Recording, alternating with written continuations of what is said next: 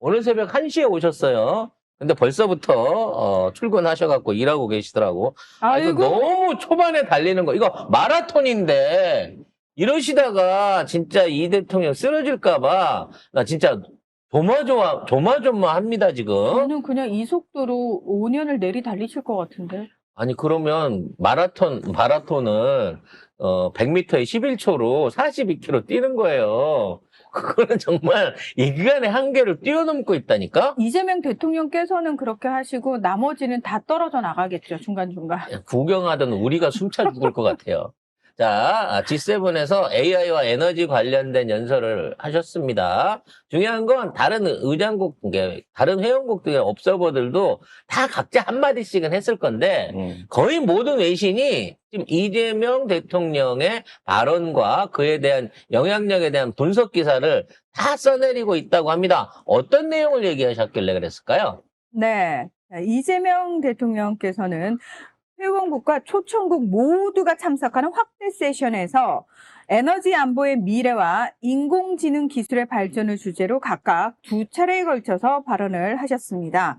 이 에너지와 관련해가지고 에너지 다변화를 통한 안정적인 에너지 시스템 구축 추진이 필요하다면서 국내 자원을 활용할 수 있는 재생에너지 비중을 높여나가는 동시에 견고한 재생에너지 산업 생태계를 구축하는 노력을 할 필요가 있다고 이야기를 하셨습니다. 그리고 이 인공지능과 관련해서는 안정적인 글로벌 인공지능 생태계 구축의 필요성을 말씀을 하셨는데요.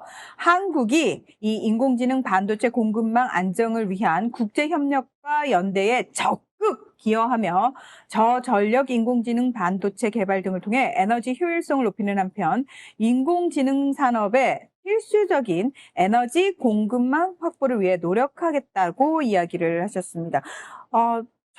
이런 얘기들을 자기가 무슨 얘기인지를 정확히 알고 이렇게 조목조목 말씀하시는 대통령을 3년 만에 보니까 너무 행복해요. 윤석열 네. 같은 뭐 자유, 무슨 공산주의 뭐 이런 얘기 했을 텐데 그래서 아예 클래스가 다르죠?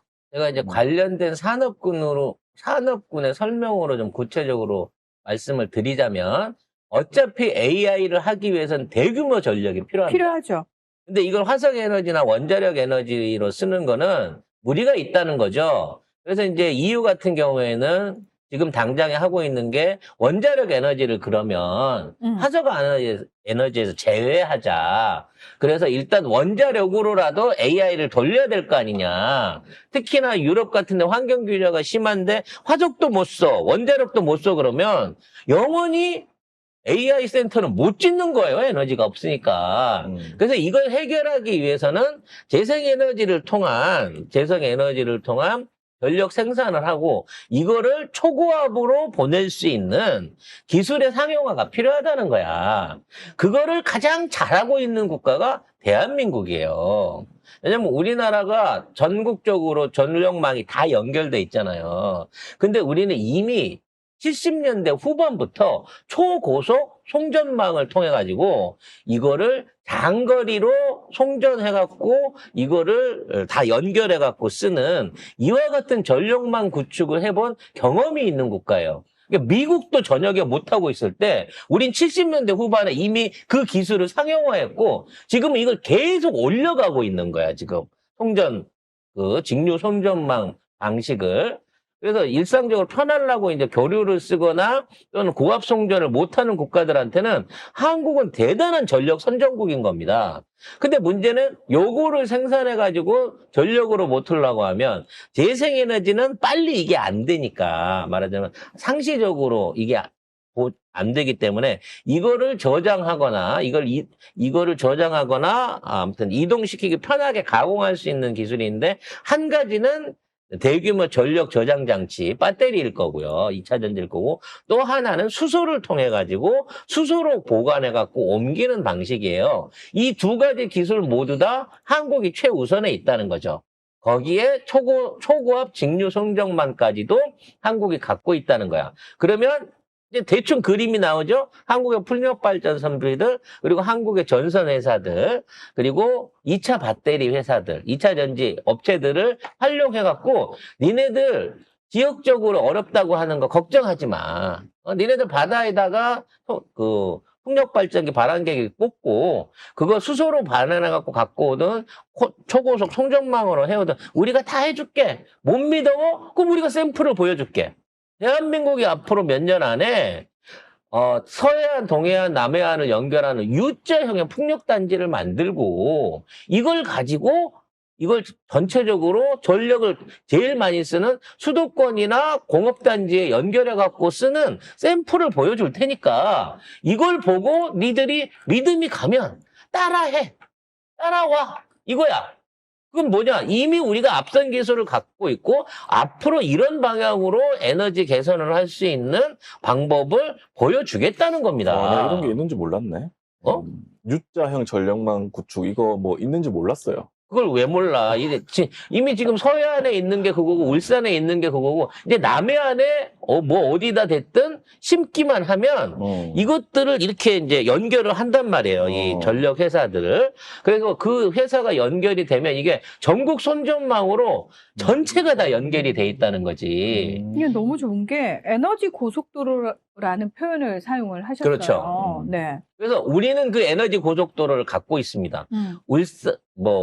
저기 경상도 쪽에서 만들어진 원자력 에너지 전기나 또는 태안에서 만드는 화석 에너지 전기나 영광에서 만들어진 전기들 자체가 필요에 따라서 어느 쪽에서든 소모될 수 있는 송전망을 우리는 이미 갖추고 있다는 거죠. 이런 국가 전 세계에 대한민국밖에 없어요. 그러니까 우리는 전 세계에서 1년에 정전이 되는 시간이 10분이 안 되는 이게 1년 365일 내내 전기를 쓰는데 부분 정전이라도 정전되는 시간이 10분이 안 되는 유일한 국가예요. 그만큼 우리 전력망이 뛰어납니다. 이걸 자랑하고 계신 거죠. 이거 국뽕반점으로 준비한 내용인데 본문에서 풀고 있네요. 자, 곧 시작될 송작가 TV의 국뽕방송 1번은 신재생 에너지 시대의 한국으로 이미 주제를 정해놓고 준비를 하고 있다는 말씀도 드리겠습니다. 여기에 G7 핵심 광물에 대한 공동 개발, 요런 논의들을 꺼내 놓으셨습니다. 네, 이제 핵심 광물이 여러 가지 종류들이 있기는 있는데 이 핵심 광물에 대한 얘기를 꺼낸 이유는 따로 있는 거예요. 이게 뭐냐면 이 핵심 광물들이 소비는 선진국에서 대부분 해요. 하지만 생산은 후진국에서 다 만들어진단 말이야. 왜냐하면 생산 과정에서 엄청난 환경오염과 생태계 파괴 이런 문제들이 있거든요. 그래서 지금 이런 구조로 돼 있는 상황 하에서는 이쪽에서 아무리 핵심 광물을 만들어 팔아봐야 돈이 안 돼요. 생산자들은. 근데 이거를 싸게 사갖고 오는 사람들은 이걸 가공해가지고 훨씬 비싼 제품을 만들어서 역으로 이걸로 많은 수익을 낸다는 거지.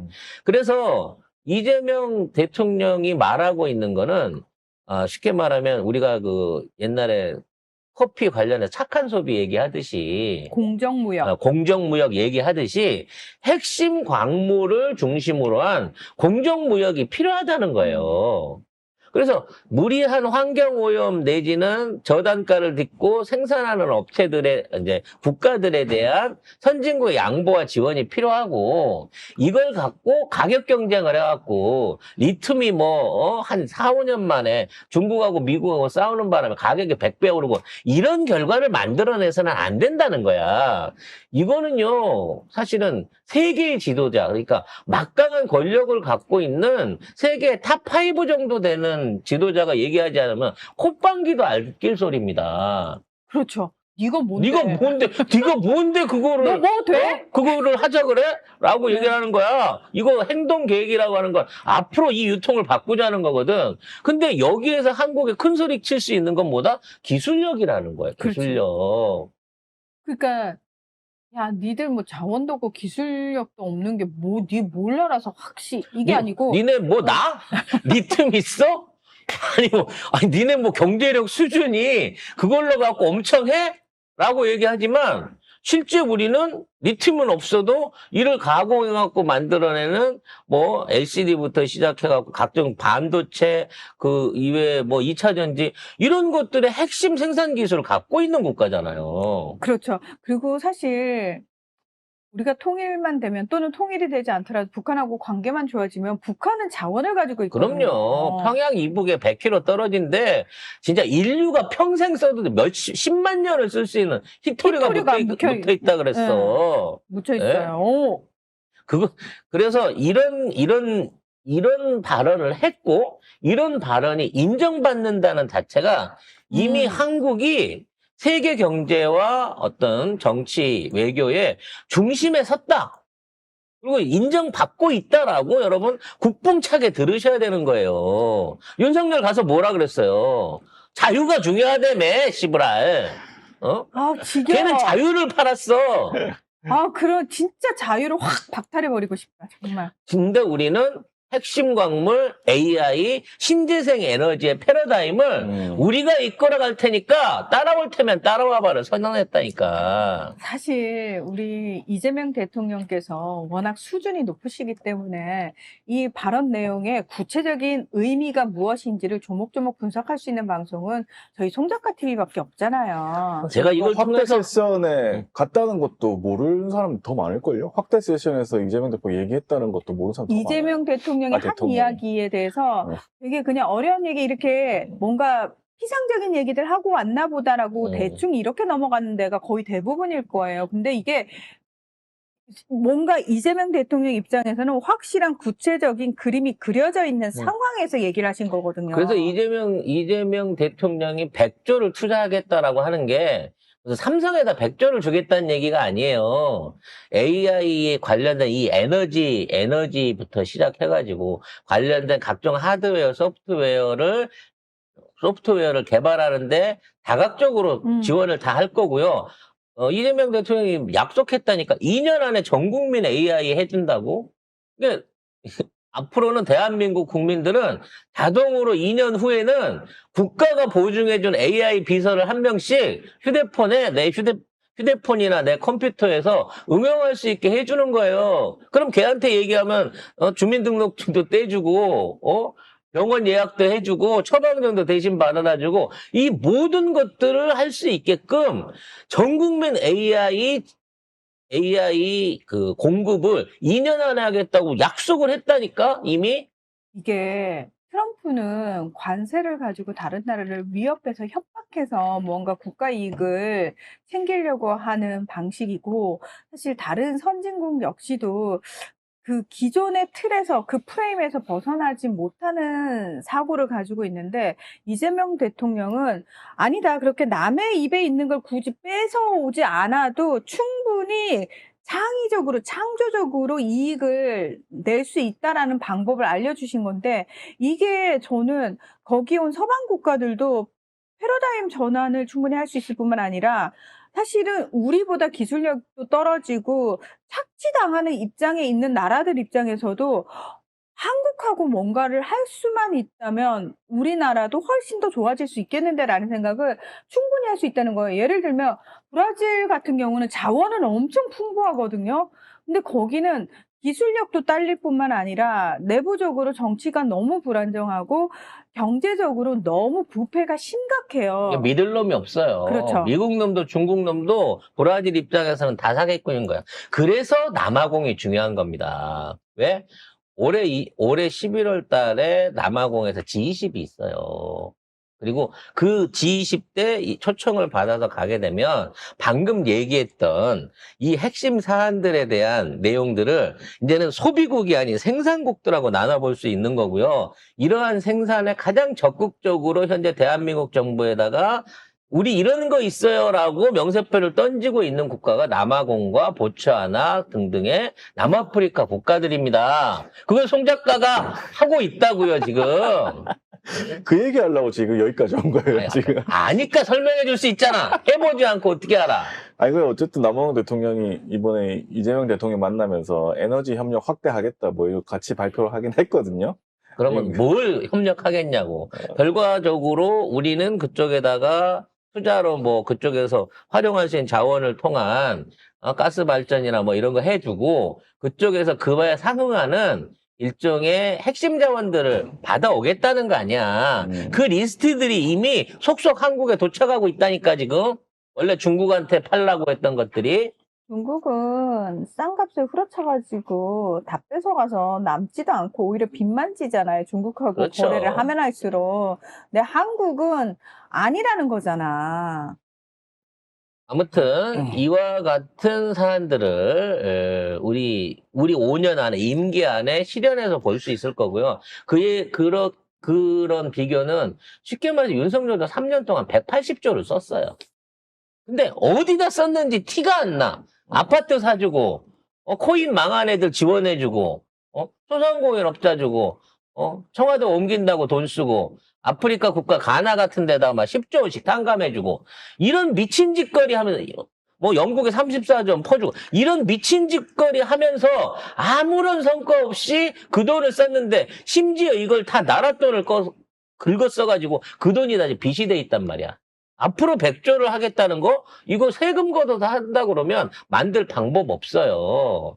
근데 연기금이라든지, 민간의 펀드라든지, 해외에서 투자 자금, 방금 얘기한 것처럼 해외하고 용역을 바꿀 수 있는 거. 내가 철도 놔줄 테니까. 네가 우리한테 필요한 구리랑 코발트, 벌써 구체적으로 말해버렸네? 그거를 다 내놔봐. 요런 거를 통해가지고 할 수 있는 진짜 건설과 자원을 맞바꾸는 이런 외교들이 벌써 한국을 중심으로 해갖고 막 몰려오고 있다는 겁니다. 어쨌든 뭐 이직들은 이것도 이제 가짜뉴스로 판명이 됐죠. 그러니까 뭐라더라, 변희재는 아예 G7에 초대를 못 받았는데 이재명 대통령이 뭐 여행으로 갔다 뭐 이런 얘기도 있어요. 그 유튜버들이 그리고 연설도 못 한다, 발언권도 없다, 참석도 안 된다 했는데 다 했어. 그래서 어떡할 건데, 이런 유튜브를 좀 끊으라고 좀 얘기를 해주세요. 기사를 보여주면서 이직들한테. 그 유튜버랑 같이 작업했던 유튜브들은 참 속이 쓰리겠어요.